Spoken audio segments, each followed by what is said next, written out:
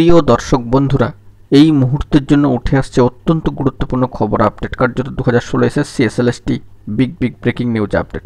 এই মুহূর্তে দাঁড়িয়ে হাইকোর্টে ফোরামের মামলা থেকে উঠে আসছে এই মাত্র জরুরি স্ট্যাটাস এবং কোর্টের আর্জেন্ট তথ্যাদি। ভীষণ জরুরি প্রমাণ সহ সবটা দেখে নিন। আর্জেন্ট ভিত্তিতে এই ভিডিওটা কিন্তু ক্রিয়েট করা। তো ভিডিওটিকে শেষ পর্যন্ত দেখবেন, কোনোভাবে কিন্তু স্কিপ করবেন না। চ্যানেলটিকে অতি অবশ্যই সাবস্ক্রাইব করে নিয়ে সঙ্গে থাকবেন। তো চলুন কথাবার্তা না বাড়িয়ে আমরা মূল টপিকে ফোকাস করি। এই মুহূর্তে দাঁড়িয়ে হাইকোর্টের অ্যাপিলিয়েটেড সাইট থেকে ফোরামের করা মামলায় উঠে আসছে জরুরি স্ট্যাটাস। অন স্ক্রিনে দেখতে পাচ্ছেন। তো বন্ধুরা, বিষয়টি জানিয়ে রাখি যে ইতিমধ্যেই ফোরামের তরফ থেকে এই বিষয়ে কিন্তু বার্তা দেওয়া হয়েছে বিভিন্ন যে গ্রুপগুলো রয়েছে সেখানে। কার্যত আমরাও বিষয়টা তুলে ধরবার জন্য চেষ্টা করছি। We the forum for pleading justice এর তরফ থেকে যে গুরুত্বপূর্ণ মামলা দাখিল করা হয়েছে মহামান্য কলকাতা হাইকোর্টের সিঙ্গেল বেঞ্চে, মামলার অবস্থান আপনারা লক্ষ্য করতে পাচ্ছেন।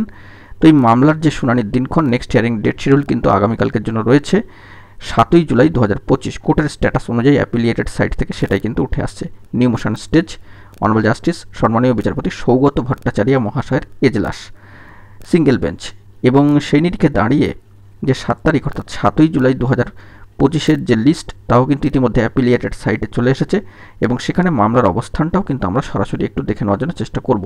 ইতিমধ্যেই বার্তা কিন্তু তাদের তরফ থেকে দেওয়া হয়েছে, তবু ডিটেলস আপডেটটি আপনাদের মাঝখানে তুলে ধরবার জন্য চেষ্টা করছি। দেখতে পাচ্ছেন সেই অ্যাপিলিয়েটেড সাইটে 18 নম্বর কোর্টে অনারেবল জাস্টিস সম্মানীয় বিচারপতি সৌগত ভট্টাচার্য মহাশয়ের এজলাস, অবশ্যই সিঙ্গেল বেঞ্চ। এবং সেখান থেকে মান্থলি কজ লিস্ট ইতিমধ্যেই কিন্তু আপলোডেড হয়ে গিয়েছে এবং 7ই জুলাই 2025-এর নিরিখে এই যে মামলা, ফোরামের করা মামলা, তো মামলাটির অবস্থান কোথায় রয়েছে নিউ মোশন স্টেজে, সেটাও কিন্তু আমরা একটুখানি দেখব। তো চলুন সেই অংশে প্রবেশ করে আমরা বিষয়টিকে একটু দেখে নিই।